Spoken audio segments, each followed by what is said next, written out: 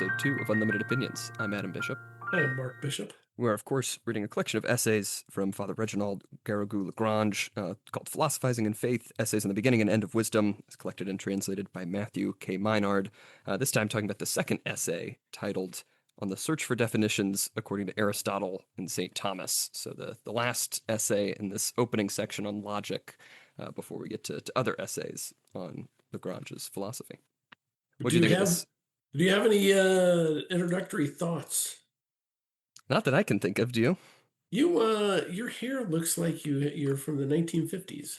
Well, I just got out of the shower. I was just moving a bunch of furniture. It's kind of nice. You have like a little mini pompadour. Do you know what pompadour is? I do. Thanks. It looks good. Looks good. I have thoughts. You don't have thoughts, or did you say you had thoughts? No, I don't have any opening thoughts. You have no opening thoughts. I have thoughts. Okay. I am not even going to listen to you. If we have another season, I'm not even going to listen to your input. I'm going to pick something that I like as punishment for this. This was hard reading for me. It was not that long. It was like under 20 pages, but it was like really boring. And I don't know. I mean, okay, so definitions are important, so you know what things are, and definitions are based upon the facts that can explain what the thing is. And so you draw conclusions about what the thing is and what the thing can do and be, and that's good. Isn't that what that is? Isn't that, did I just summarize this chapter, or am I oversimplifying it? I think you're oversimplifying it a little bit, but I think so. But I enjoyed it. I mean, I think this was surprise. No, because I think this is very important, because there's a lot of people, or a lot of sort of schools of thought that would deny basically everything he says. That there is no such thing sort of as a substance of a thing that you're trying to define, that we can't actually agree on what anything is. And I think he makes some very good arguments on how we can do that, drawing, of course, from Aristotle and St. Thomas Aquinas. Okay, so maybe that's my problem, is that it just seems so common sense, and it's so basic, and it's like I feel like I was listening to someone who has a tremendous vocabulary explaining to a 2-year-old what a cup of water was. Yeah. You know, like it's so it's difficult to read a little bit because of the vocabulary, and it's very esoteric.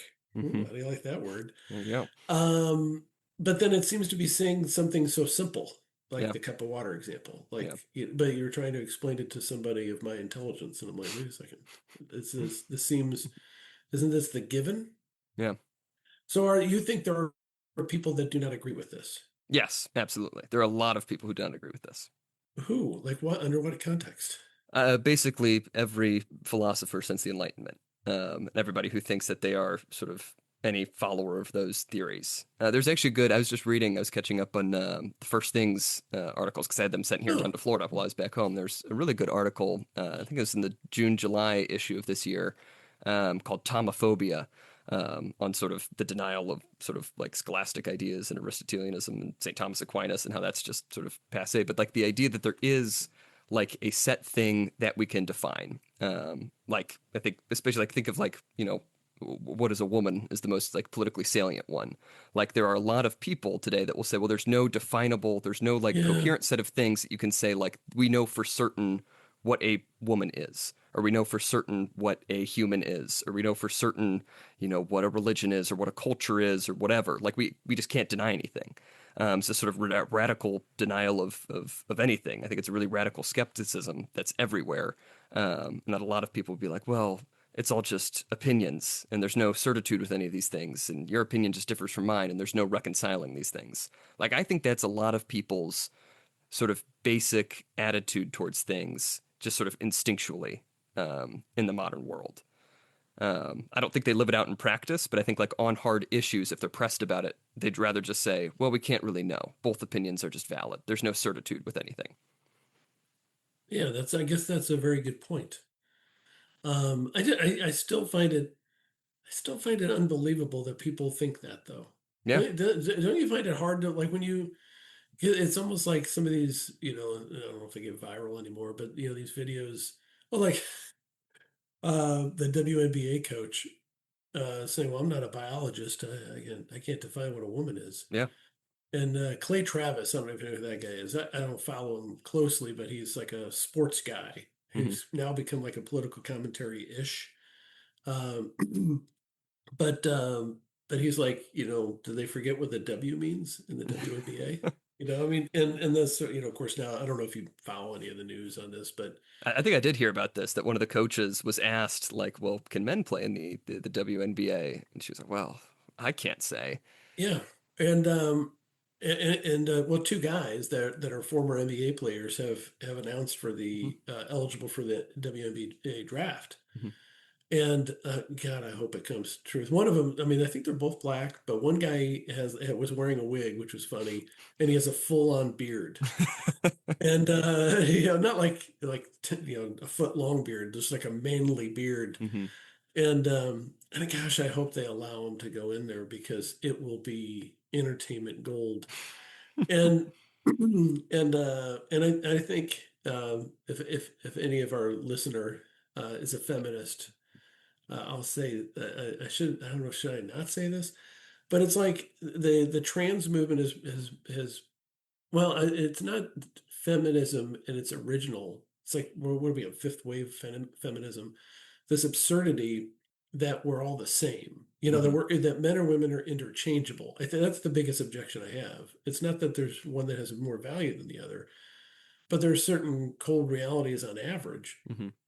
that are undeniable, and that's why we have Title IX protections in sports. That's why we have sports leagues, and it just seems so absurd to have to argue. Well, the NBA is not the MNBA. It's not a men's league exclusively. If there was a woman, gosh, could you imagine if there was a woman good enough to play Hmm. with men in professional sports? What a money! It'd be a goal. They print money Yeah. for that show because it would be something we've never seen before. Um, and it's anyway. So I guess you're right. I mean, it just seems so obvious, and of course these people are just pretending. That coach knows what a woman is. Hmm. Um, and it's I don't understand it. I really am completely flummoxed by their willingness to deny the reality. And it goes back to that old what was that old story about the kid and the emperor has no clothes. Yeah. Yeah. And it's like I thought that was just an absurd tale, but that's what's happening, like Hmm. before our very eyes. Oh, isn't that and like isn't it beautiful? And I'm like, no, that's not beautiful. Anyway, so I bet it was kind of a tough slog for me. Maybe it's easier for you because you're used to reading this highbrow stuff. But I guess we have talked around it. Do you want to give a summary of it's a kind of a brief chapter about? I guess he's really just this author Hmm. is summarizing St. Thomas Aquinas' summary of Aristotelian def- definition of what definitions are, how to Yeah. arrive at definitions. Isn't that really what that was? Hmm. Essentially, yeah, and Yeah. so he's making the argument that there's sort of like two ways that we come to definitions, and we'll talk about those in a minute. But kind of similar to what we were talking about last week, with sort of either the ascending or the descending way, kind of makes a similar sort of discussion about talking about how we define things. And so what he's commenting on is this is from Aristotle's Posterior Analytics, Book 2, chapters 12 to 14, and then St. Thomas's commentaries on them. And he's sort of just elaborating what exactly is going on here, how exactly we come to knowledge of things. Because I think it's another element here that's important in that in defining, that also has to do with just how we know about anything, right? It's not just, definitions that we write down in a book somewhere, but how do we know what anything is sort of through this process of definition. Well, wasn't this like originally the argument between them and the sophists? Or am I imagining that? Yeah, I mean, The nominalists, I guess, so yeah, originally. the nominalists, and this was the point I was going to make at some Oh, point in this episode. But do yeah, it now. Now's your big nominalism. opportunity. I You queued me up to talk about nominalism, there you but go. that's like Richard Weaver's argument that Who's Richard Weaver? he's a You said that like I should know that. he's a conservative academic. Wrote a book. Oh, what's the name of the book? I'm forgetting the name of the book. He was the one the fellowship that I received recently that was named after him. Oh. Oh, from that's ISI. important. Yes, yeah. Okay. And Ooh, so, how did you do? I got a fellowship from Richard Weaver. well, it's not from Richard Weaver. He's dead. It's just named after him. Uh, Um, huh. but So was he a great? Have you studied up on him? I haven't read any of his books directly, but I know his general argument, and a lot of people have echoed it, which is that sort of the start of a lot of sort of the modern problems began with nominalism, and whether or not people agree with him is contested. But just the idea that William of Ockham, who's sort of the key figure in sort of starting nominalism, he Occam's razor. that's right. But he sort of denied that like names, or he sort of denied that like essences exist in and of themselves. And he said Mm, everything that we sort of use is just sort of a name, right? Like there is no sort of mm, essence of man, right, present in that person, over there. That's just a name that we sort of gather like characteristics together and just sort of term that guy a man because we're comparing him to other things, right? And so once you deny that there is something like in him that makes him a man, well, then that sort of opens the door to just say, well, there's nothing that really is a man. It's just sort of we kind of agree upon something. And that's sort of the argument, and again, sort of bringing up the, what is a woman sort of deal. Once you deny that there is anything like actually present in the person that is the thing that they are, then you can kind of just deny that these things exist and, nothing is real. We can't have certitude of anything. And so some people point to nominalism as sort of the start of a lot of the sort of Enlightenment philosophies. that makes sense. That resonates with me. That Hmm. is the start of the problem. Um, I'm still kind of befuddled by what is in it for the people that believe that. I guess just so that there no standards can be enforced upon anybody or upon them because there's no real truth. I mean, it just doesn't seem that theory that that there is no essence of a thing and we're just Hmm. describing them. It's everything's relative to the values that everybody else puts on it or relative to other things or your perceptions of it. But what benefit is that? Like why Hmm. would you believe that? It seems to be something that wouldn't allow you to really understand the world better. Yeah. If anything, it just confuses you, don't you Hmm. think? Well, what sort of cynically I would say is I think it makes it easier to not believe in God. Hmm. If you say that there is no thing that anything really is, you can very easily like deny any sort of intelligent design. Like things just Okay. kind of happened this way, and then we came to call them in certain ways. I can do whatever I want, because everything's just a term that we came up with for something. Nothing really matters. Nothing really means anything. Okay. Anything can be But whatever I but want it to be. but how does that better you or your understanding of the world? What's I, their argument for that? Why would you want to go down that path? I don't understand that part. Do you or not? I mean, I guess I would say Occam's razor. That if you can say, well, we don't need to posit some other existing thing, right? So if I say, like, the essence of man exists in people, right? That's like sort of saying something exists in that person. Occam's Yeah. razor would say, well, I can explain the reason that we call these people men without positing some essence. Therefore, I can get rid of that. I can make a simpler explanation. Oh,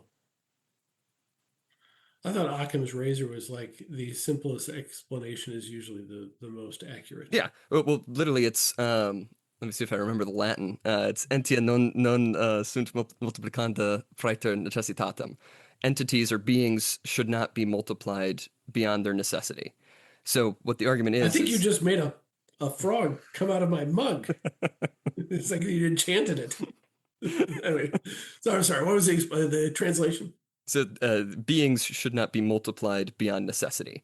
So like, and that's where it's like the simplest explanation is the better, essentially. That if I can say, well, we can have an explanation of why we call all of these things men and how we know that they are men without positing essences. I don't need to multiply beings in order to get to this explanation. Huh. But somehow it seems to me that it's more confusing and delays I understanding. agree. I absolutely Okay. agree. But if like if you're looking for the most like, and I think this isn't a problem, and I think had a note on this somewhere in this chapter. Like this is the problem with sort of just generally like sort of empiricism as well. That it's like Mhm. just looking for the most efficient explanation, right? How do I get to the thing most quickly? Kind of what I was talking about last week with the saving the appearances.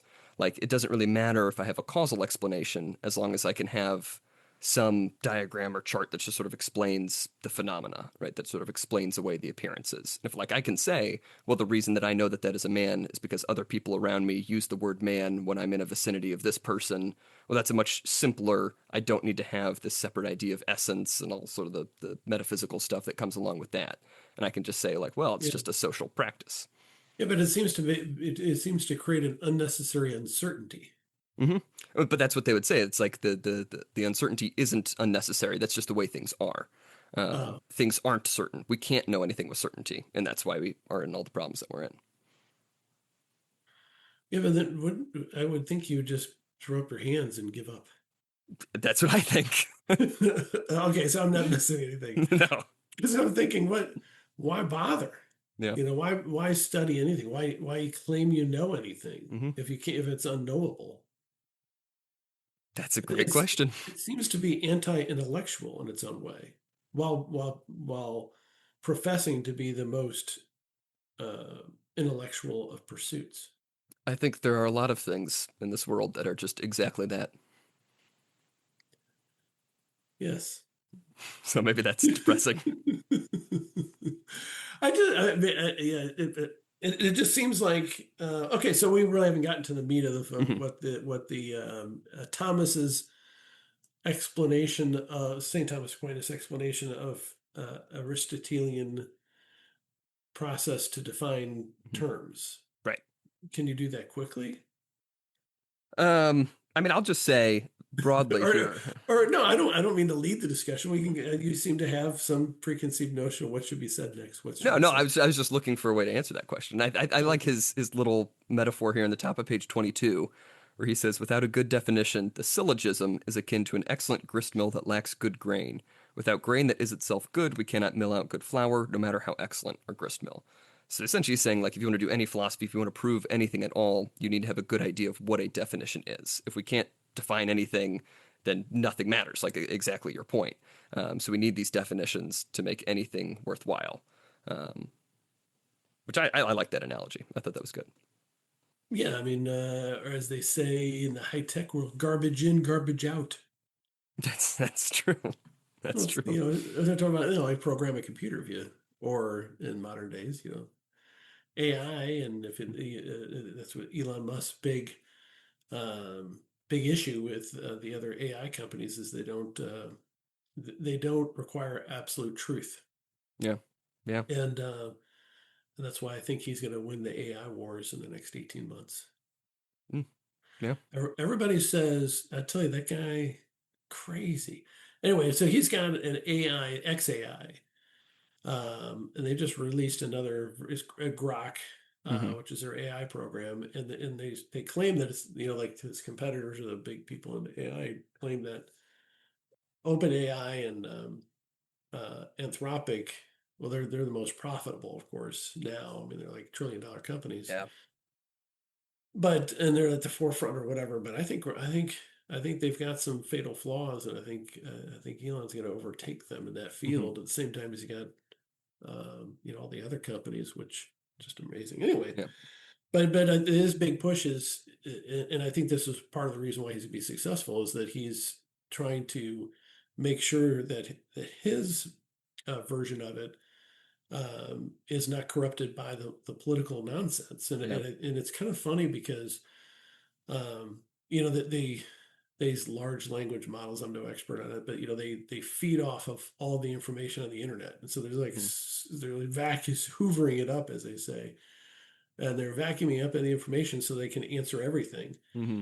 But they're getting all the junk too. And Yeah. there's so much on the internet that's been censored or biased, and you have to weight that. Yeah. And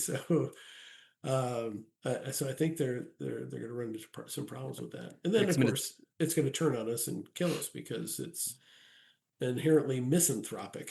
The that's internet right. is the Yeah. the internet, and I think, and I'm going to say something. Here's something controversial.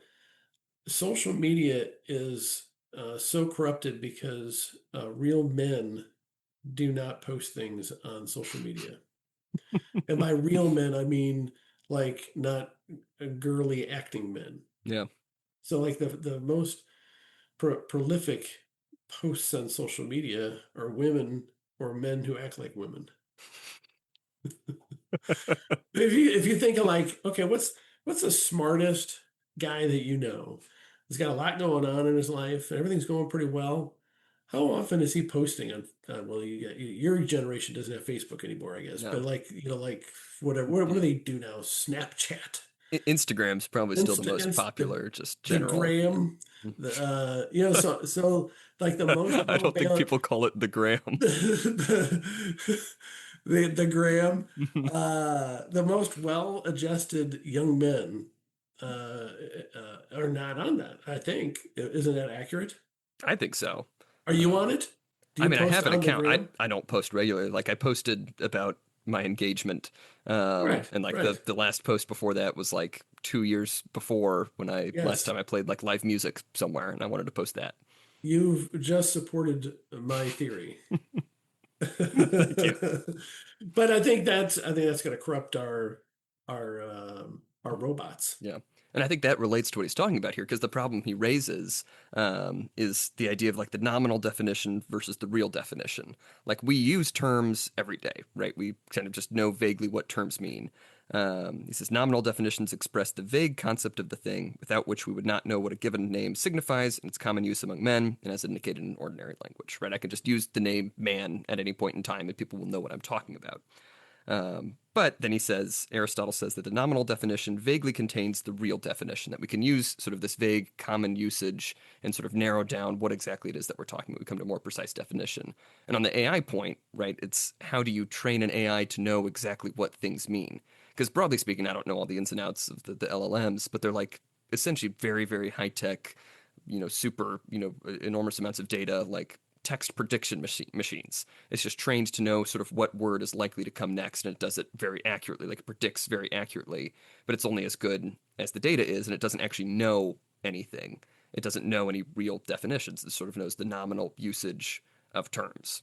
And so it's like, how do you train an AI to get to a real definition? I don't know if it's possible, because it is basically just that sort of prediction model. Yes. Well, yes. You seem like you had more to say. Well, I mean, it's so interesting to me that Aristotle, who was over 2,000 years ago, Mm-hmm. and Thomas Aquinas over 1,000, right? Yes, Not quite 1,000. He was 1200s. 1,200. Um, were smarter than like us, Yeah. and had the answers to this, less than 800, 900 years ago, and then 2,000 plus years ago, Hmm. and and and they did a good job of explaining it Hmm. to a point. Of course, this guy who's a French author, I guess he's interpreting Latin from Hmm. St. Thomas Well, I think he Aquinas. was writing this in Latin. Oh, good for Mhm. him. Um, and so this was translated from Latin directly to English, I believe so, yeah. or to French and then English? I don't know. From Latin into English. This would have been Interesting. published in Latin. Oh, interesting. But it's just another example of how we think we know better, and we think like those people were the Dark Ages and they're Hmm. fools or whatever. And I just feel like the older I get, the more I realize how little I know relative to people who lived a long time ago. Hmm. I'm Yeah. getting into like Joe Rogan territory, but he believes in like super old. He believes the Earth is human civilization is like thousands and thousands of years older than what scientists Hmm. say they are. He believes that the pyramids were like a pre-Egyptian society, Hmm. and and there is kind of interesting how many parallels there are in architecture for those pyramids. Yep. Like in South America and in Burma, I think, and also in North Africa, and it makes sense there was an international or intercontinental society way back when. Anyway, so I'm starting to go down to that path. I'm like, you know, maybe we are like primitive apes compared to what our ancestors used to be, and that's completely contrary to what I used to believe, which is we're advancing. Yeah. You know, we're more knowledgeable, more civilized, than our ancestors were. But I don't think that's true No, anymore. I don't think so. I really don't. We have better plumbing. That's true. That's true. And that's I think another thing that I think is a problem where it's like, if people say, oh, well, things might have been better back in the day, it's kind of like what you're saying. Well, people will be like, well, aren't you glad we have modern dentistry? And it's like, Yes. yeah, like, of course, like we have a lot of modern amenities that make life easier, but we don't like have the tools to understand the world as well as a lot of people in the past did because we've just sort of ignored a lot of very true things and sort of dismissed them as unreal and we're not nearly as religious as we were in the past, and not nearly as, I think, socially cohesive as we were in the past. But we've got modern dentistry. Yeah. Well, we are like the dystopian future, Hmm. and we're in it. We always think it's the dystopian future is in the future. No, the dystopian future is us now. We're like Logan's Run without the flying up to the electrical outlet. Do you know Logan's Run? No, It's a great movie. Should I tell you the plot sure. in a minute? This is like a 1980s movie. And anyways, well, should I give it away or should I just say what the Just premise say is? vaguely what the premise is, because I The, might watch the, this one. yeah, it's great. It's actually a great movie. But it's set in, you don't know really when, but it seems to be kind of an American type society, Sure. but it's a closed society. Nobody lives past a certain age. It's like 30 or something. Hmm. And they had little sensors in their hands. And then when you get close to that date, you go to the carousel. And there's a big ceremony, and you float up to the ceiling, and then zap, you're gone into the ether, or the unknown, or Hmm. whatever.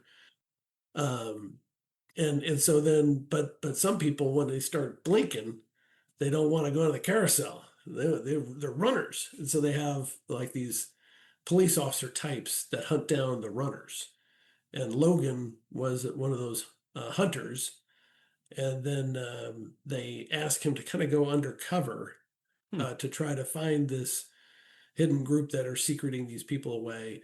And so they give him a bad, basically his time's up to Hmm. put him undercover, and then hilarity ensues. Yeah. It's not a comedy. It's a really good suspenseful movie, and the end is really interesting. So I won't I'll save that to a later episode. But it was a perfect society because it Hmm. was super balanced. But they were way ahead of their time because they had it where you like press a buttons on screens, and some concubine would be sent to your room, like a Hmm. real person though, and everybody was beautiful and everybody was young, and you can design babies, Hmm. for physical appearances and all that sort of thing. So it's like the dystopian utopia. Hmm. Like you had all these things that people say they want, but when you see it dramatized in that fashion, it was really kind of disturbing too. Hmm. So Interesting. it's a really good movie. Yeah, I'll have Anyway, to watch it. but I feel like that we're kind of like that. That society didn't have like any um, people that would know anything about the world. Um, it was all entertainment. It was all Hmm. surface level, and that's really what we have now. Everything's Yeah. just for entertainment purposes and just to have a good time. But then everybody's miserable. Not Yeah. everybody. I mean, I'm Yeah. not miserable. I'm overstating that side Yeah. of it. But I think our society's a little sick of this, and I'm starting to get a little bit more optimistic about turning the corner, and people like me starting to realize, this isn't right. Yeah. We gotta learn from some of the ancestors. And like you said, we have the amenities, but we don't have the knowledge. We don't have the understanding Hmm. of what brought us to this. Yeah. You know, Yeah. And I think one of the reasons for that is what he talks about on page 23. This is it's one of the first ways we kind of come to essential definitions. This is from Aristotle. He says sometimes the essential definition through genus and specific difference can be demonstrated if we already have another definition through the efficient or final cause of the thing to be defined. An example he gives of an eclipse, right? An eclipse is vaguely the nominal usage, a darkening of the moon, but we have to have an understanding of sort of the efficient cause of what exactly is making that darkening of the moon in order to have an understanding of the definition. And this is a point, especially with the final cause here, with Aristotle's like four causes, that I think we have lost, and that sort of hinders a lot of understandings of things. Do you remember Aristotle's four causes? Recalling your Oh, I think I. philosophy background. Oh God, no! Do I remember it? No, I can't. I had it. I had it here somewhere, but no, I can't. What are they? Just to put it. Material, efficient, formal, and final. So There the you go. material cause, right, sort of like answering the question of like, well, what is, why is this thing a chair? Well, the material cause is, well, there's the wood and there's the metal that make up, the chair. The efficient cause is, well, somebody had to assemble those pieces into a chair, right? There's some maker that made that happen. The formal cause is, well, it has four legs and it has a back, and it can be, sat upon. It has the form of a chair. Then the final cause is, well, the chair exists so that somebody can sit on it. And so I think some of the things we've lost, and especially when you're talking about, the essences and definitions, is, we're I think very good at talking about material and efficient causes in the modern day of what sort of material series of events led to something happening. But Yeah, you don't really want to talk about formal cause because that implies that there is some essence there, right? There is some set thing that we can know that is a chair. And same thing with the final cause, right? The yeah, what is the thing for, the telos of the chair, the end of the chair. We really don't like talking about like natural ends of things, right? What is the purpose of humanity, right? What are there different purposes for men and women, right? That's something we're very uncomfortable with, and so we don't like to assume that there are final causes. I think at all. yeah. It's a good point. You're right. Thank you, That thank you. final cause is the thing that's holding everybody up, Hmm. because I think, and kind of a side corollary or whatever to that is, if you have a final cause, then that necessarily means those other final causes are not for you to have. Yeah, You know, yeah, like because if you are a man, your final cause is not to be a woman. yeah, yeah. And so when you say, I feel like I'm a woman, I work, and how come none of these guys who want to or say they're women are like dressing in power suits? They're always like this parody of what they think a woman is. Like, what was that one dude that was like, I'm going to be a girl for a year? Remember that? Dylan Mulvaney. Was that him? That was Yeah, where him. he was on the Bud Light Yeah. cans. Yes. At the end, he did the Yeah. year, and then he got a Bud Light can. Um, but it's like, wait, you're still an adult. So at most, you're not a girl for a year. You're a woman. It's Hmm. like, but he was acting like I'm a girl. Yeah, And yeah. anywho, but my point is, like, if something has a purpose, of course, you could have multiple purposes. But if you are defined as a purpose, then or having a purpose, then a lot of times that limits you having any other purposes. Hmm. And I think people shy away from that because then they're like, well, don't put me in a box, man. I could do anything. No, you Hmm. can't, Yeah. you know. And then that's what he says on page 24, where he says, when the essential definition can be demonstrated from the causal definition, we have the best explanation for the legitimate passage from the nominal definition to the distinct one. If we can say, like, what is the end of a thing, right, by using sort of this narrowing down of, well, an eclipse is in a darkening of the sun. Well, why does that happen? What is the end of sort of the actions? How does it come to this final state? Then we kind of have a very clear sense, like, we have come to something more real. We have come to a better, more exact definition than just sort of the nominal usage of the eclipse or whatever thing you might be defining in that manner. Yes. And then he says, and this is a very important point on 25, he says, but then we have a problem with things that can't be demonstrated in such a way with efficient causes and things like that. Where he says like things like the soul.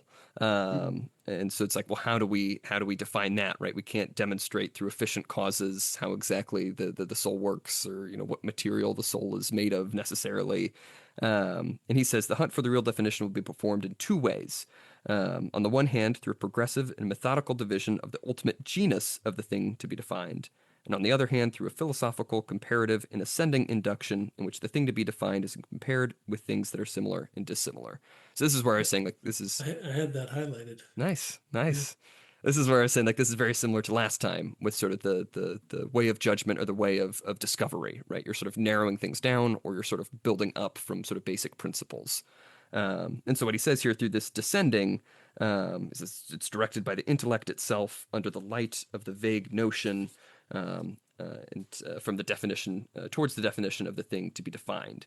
And so, like the example he gives, I think a little bit later on is like, we can divide animals, right? We have this Mm. idea, we have an understanding of what an animal is. Okay, let's look at all these animals. We can divide intelligent animals from brutes, from those who do not have intelligence.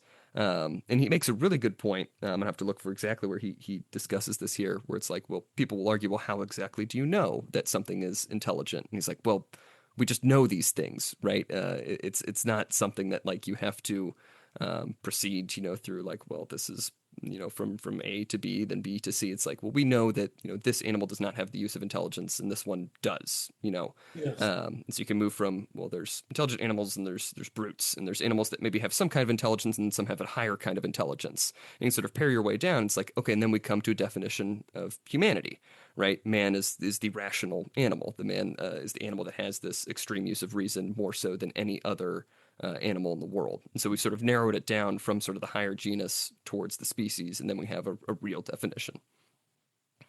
Good explanation. Thank you. I appreciate it. No, it's good. Yes. I don't know if there's anything else I need to say on that. All right. All right. Let me see. Uh, yes. And this is the point I wanted to make on page 28. He says, consequently, we can clearly see that in order to define man with certitude, we do not need to know all the species of its animals that existed once upon a time and that even now exist in exotic regions of the world. Mm. And I think that's a very good point because that's a common Yes. objection, I think, from a lot of people where it's like, I can say, well, this thing has this final clause or final cause, humanity has these characteristics that no other animal has. And it's like, well, how do you know? Have you Right. studied every single animal that has ever existed? Or like to the example we were talking about earlier, I think this is a related thing of like, well, I don't have the degree for that, so I can never really say. It's Mm. like, well, you don't need a degree to come to understandings of the differences between things. You just can tell the differences between things, and Right. we can know what a thing is. Yes. And so it seems common sense, but I think a lot of people try to deny that. Yeah. They. I was amused by. There's a video posted with that coach saying she couldn't define a woman, and they spliced it with a scene from Kindergarten Cop with Arnold Schwarzenegger. Did you see that? I know exactly what scene you're talking about. I haven't seen the edit you're talking about. I know Yeah, where this is so going. the kindergarten says, Arnold Schwarzenegger's working undercover. I got a Hmm. theme as a cop because some murder was after somebody in the kindergarten or something. And so one kid just raises his hand to this group discussion. He just blurts out for no reason at all. A boy has a penis, a girl has a vagina. So he spliced that together with right after the coach says, I don't know, I can't define what a woman is. So this kid raising his hand, and he gets up and he says it. It's really funny That's great. That's because, great. like, yeah, there's like a 5-year-old kid knows. Um, anyway, so where were we? We were talking about defining men. Yes, yes. And then he goes on, starting on page 29, with the other method of coming to these definitions, which is the comparing the thing to be defined with things that are similar and dissimilar. Again, it seems like Yes. super common sense, but a lot of people deny it. Where he's like, in order to define man, we must ask what is to be found the same in all. And there are many such things, namely reasoning, speaking more or less rationally, intelligent laughter, free choice on the basis of a judgment which can be changed. Second, this class must be compared to others that are more or less similar. Third, we then must compare the dominant characteristic of the first class with the dominant characteristic of the second class. And it's again this idea of comparison. But Yeah. you sort of just have to agree. This is where people disagree, like that there are similar things between these groups. Right. Because if you just go into it sort of asserting, well, there's no real commonality, we just sort of socially conditioned ourselves to call these types of things, if there are types of things at all, by the same name, but there's nothing really uniting them. Or what about this exception? What about this exception? It's like you can always find these little exceptions that people think disprove the idea of a kind, but they really don't, right? It's like we don't have to factor in every single exception for a definition. One sort of example is like, well, a human person has 2 arms and 2 legs. Um, Well, what about the guy who got in a car accident? He lost his arm. right, exactly, and that's the argument that they make. It's like, well, there's so many exceptions. How can you ever say? It's like, well, I know.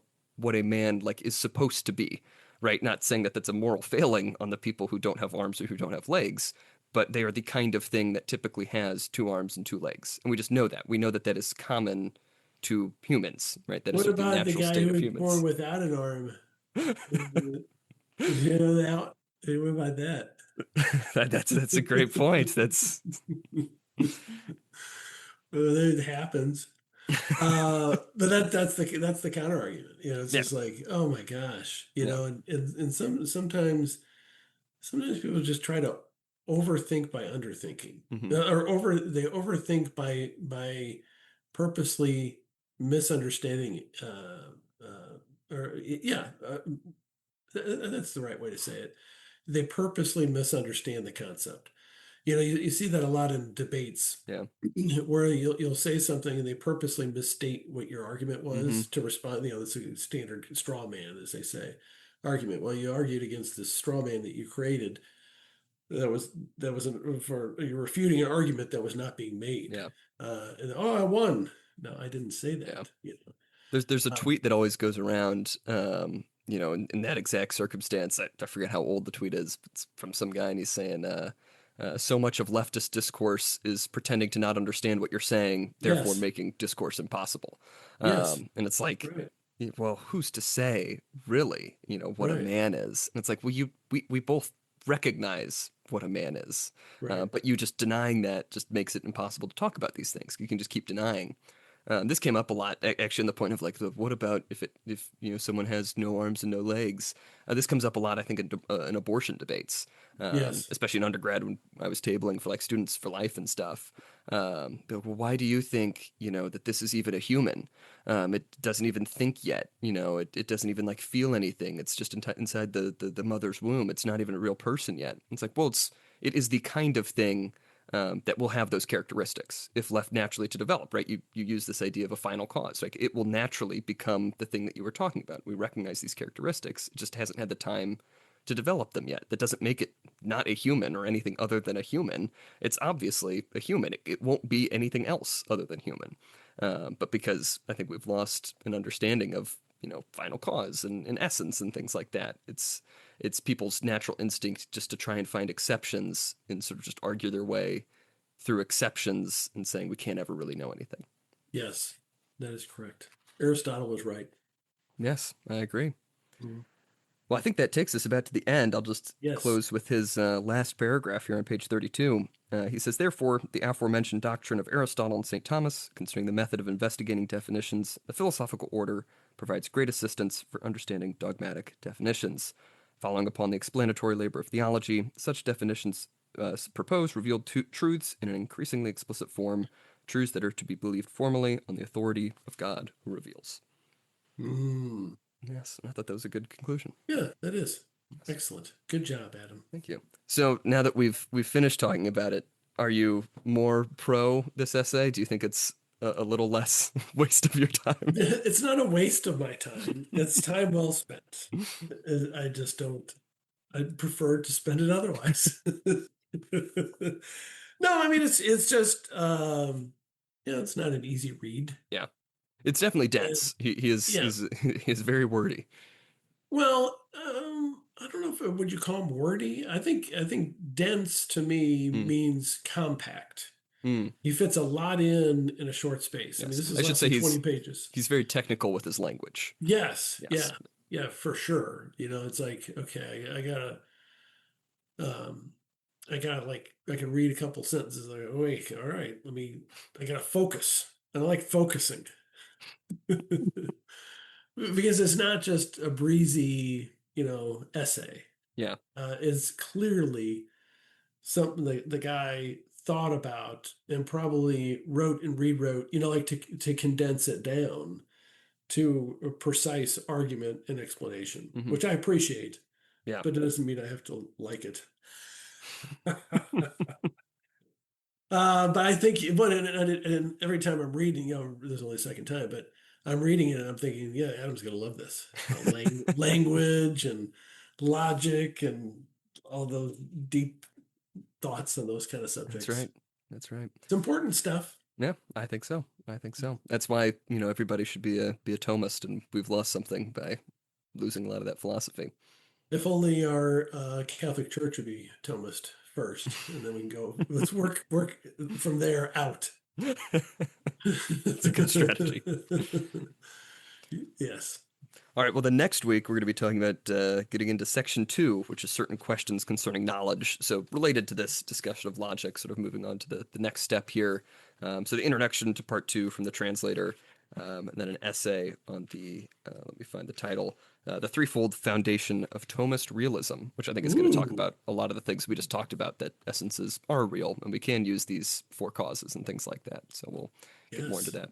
And I think, I hope, as we sort of move throughout this book, it'll become more entertaining reading, or more like immediately practical reading, because we're sort of moving from like the first principles, and then I think we conclude really with like moral theology and like practical social concerns in the modern day and things like that.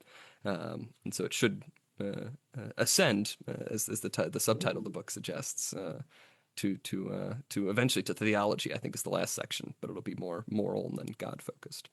Yeah, I'll either start enjoying it or the listener will enjoy my ever increasing levels of anger and frustration for each episode as we go forward. Either way, it'll be worth it. I mean, yeah, trying to be entertaining to our listener. All right. Well, do you have any other final thoughts? No, All right. Well, then this has been season 15, episode 2 of Unlimited Opinions. You can, of course, follow us on Twitter at ULMTD Opinions. I have been Adam Bishop. I'm still Mark Bishop.